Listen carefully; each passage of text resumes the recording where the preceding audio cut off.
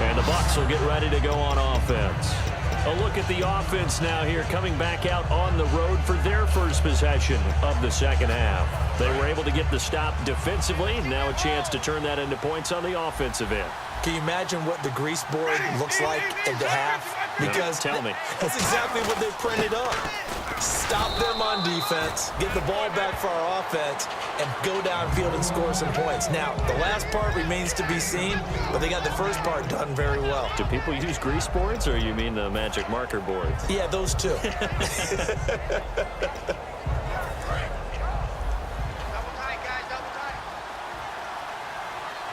One receiver to the left is Evans.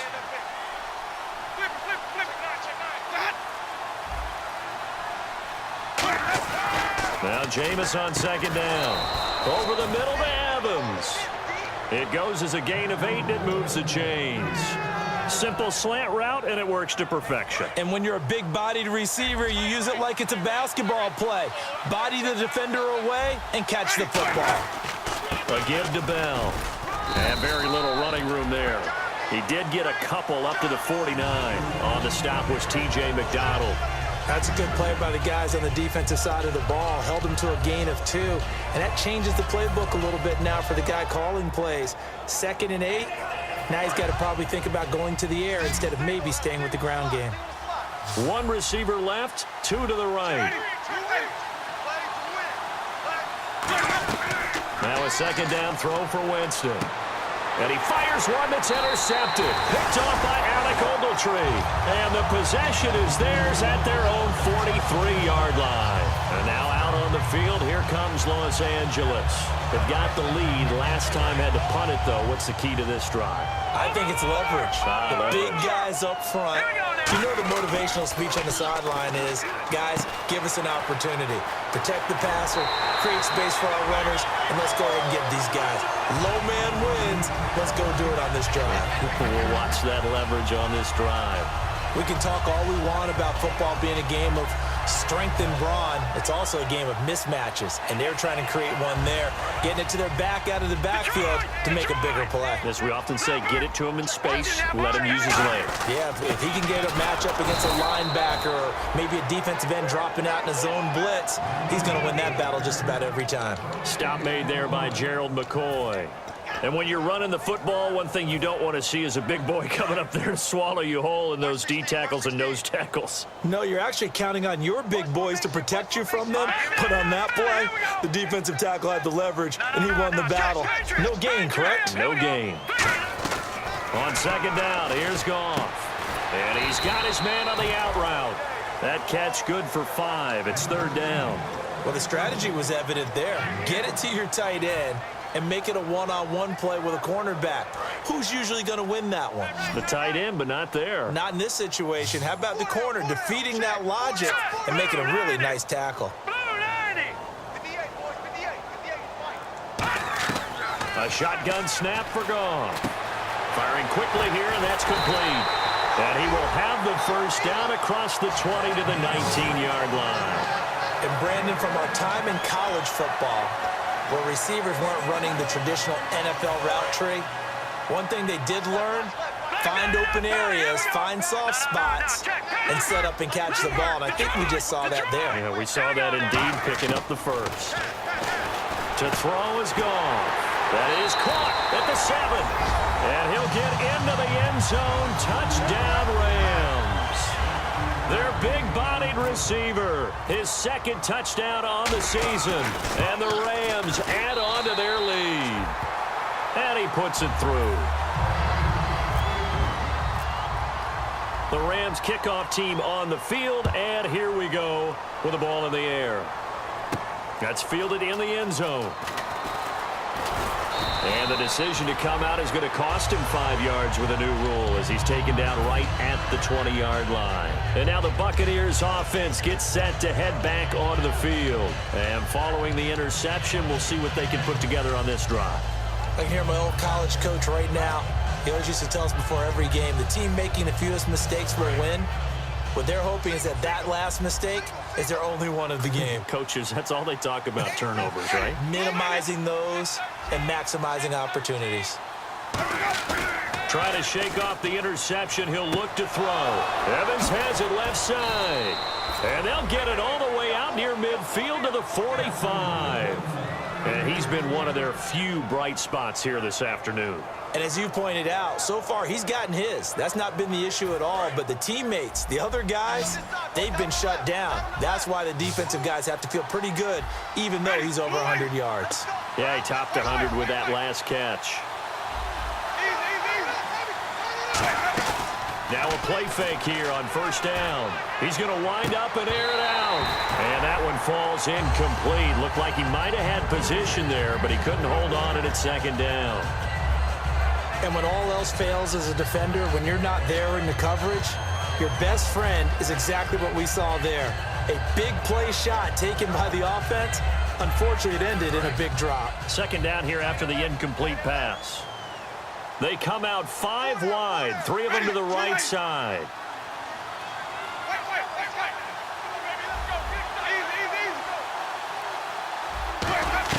On second down, Winston again. And complete over the middle, Safarian-Jenkins. 15 yards through the air and a first down. Obviously, this has not been a banner game throwing the football. So what you got to do, you got to kind of down focus, don't you think? Find the tight end, take some easier completions. Yeah, interception last drive. There he hits the reliable target. On first and 10, Winston.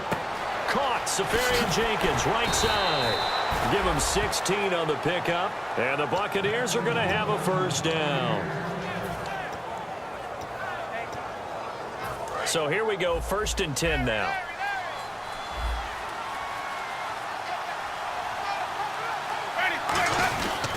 They'll run it with Bell. And able to get about 3 as he's taken down right at the 20. Back now in Los Angeles. It's Buccaneer football, but they've got work to do. They find themselves back.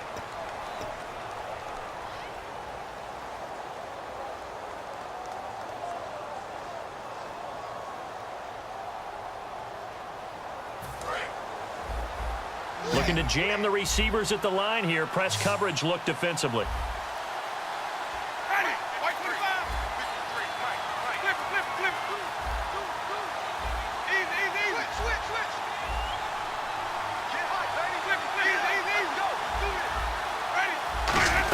On second down, it's Bell. It's a 6-yard run, leaves him with about a foot or so here still to go to hit the marker with third down coming up. And that looked like some pretty easy yardage there right up the gut. And he's a guy that has some height to him. So when you don't have to drop a shoulder or create or get through contact or trash, makes it a lot easier to stay upright, see the field, and make a run as we just saw there. Now Bell, officially a gain of just a yard there, but they do convert on 3rd and inches. I always appreciate runners who understand situations. That was just 3rd and inches. No reason to dance around in the backfield and try and break off a bigger play. Just go pick up the first down, and that's exactly what he did. First down and 10 now for the offensive group.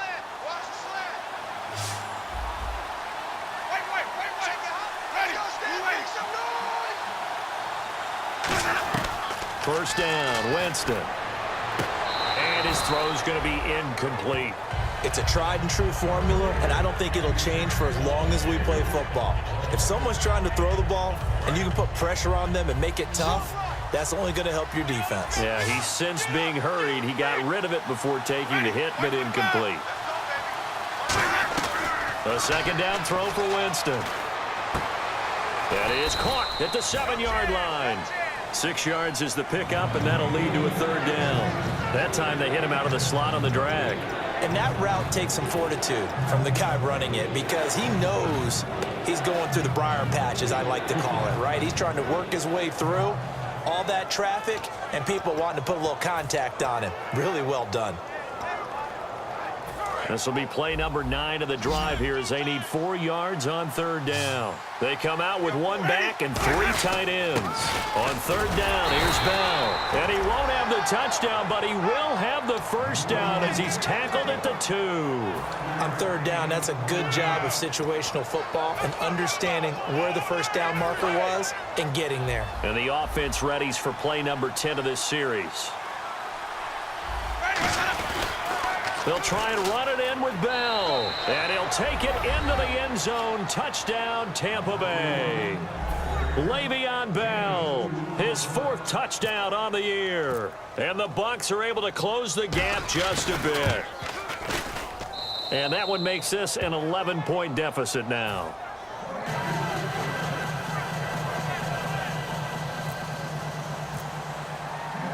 The Bucs ready for the kickoff. And here we go. It's in the air.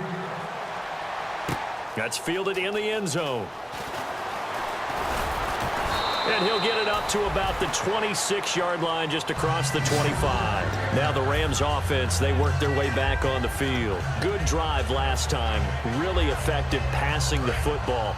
Do you maybe mix it up, now go to the ground game and surprise the defense a little bit?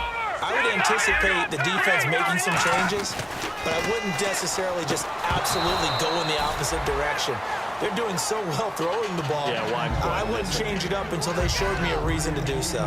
Well, partner, the hit sure looks like a simple route, but I think the issue with it is a lot of time when you're making that play, you're actually working your way back inside towards traffic where the big guys are coming from inside out, whether it's defensive ends or linebackers. And a lot of the time, instead of securing the pass, your eyes might stray towards the middle and wonder where the big hit's going to come from.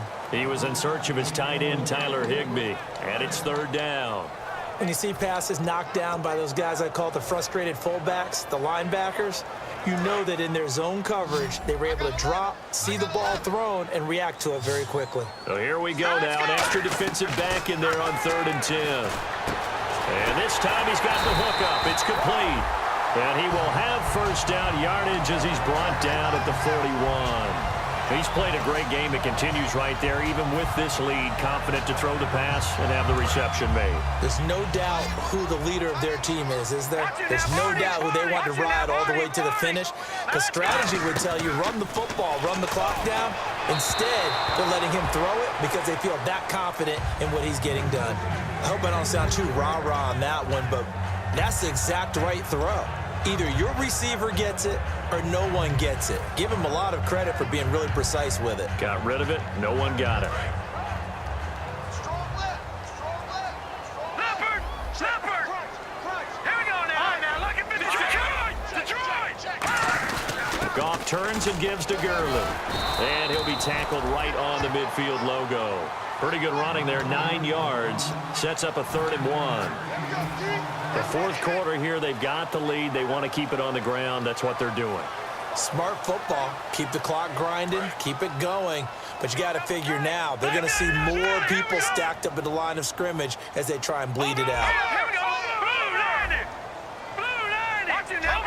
And I see an extra defensive back on the field. Little surprise here on 3rd and 1. Oh, and the hard count might have got him. This might be a 1st down.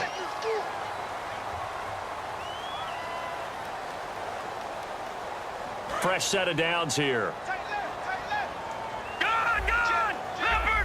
They come up in an offset eye. Following the penalty, it's Gurley. And he gets this inside the 35-yard line. Give him 11 on the gain there. And it'll be a Los Angeles 1st down. That's another nice run, and I have to tell you, some of the coaches that I played for, their philosophies were always different when they see a guy running the ball well. Some of them wanted to immediately go to play action and throw it now because it's wide open. While other coaches said, you know something? Until they stop him, that big boy's going to keep getting the football. And that might be the direction that they're going to go right now. And he carries this one all the way down to the 9. A good pickup there, 26 yards.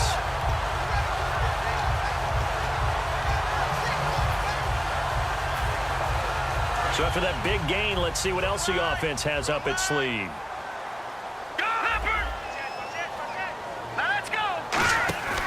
They'll run it here. This is their fullback getting the carry. 5 yards, a good run there, and now 2nd and goal. And in this situation with the lead 4th quarter, they're liking keeping the ball on the ground, I'm sure. That's just smart football, but you know the defense has to know it as well. They've got to stop them here. So now we're going to see that loading the box in a big way. 6, 7, 8, 9, whatever it's going to take, puts a little bit more pressure on your big offensive line. No gain on the play there. They're going to need to come up with something better here on 3rd and goal. And now the Bucs deciding to take a timeout defensively. It's just their first. They'll be down to 2 remaining as we step aside.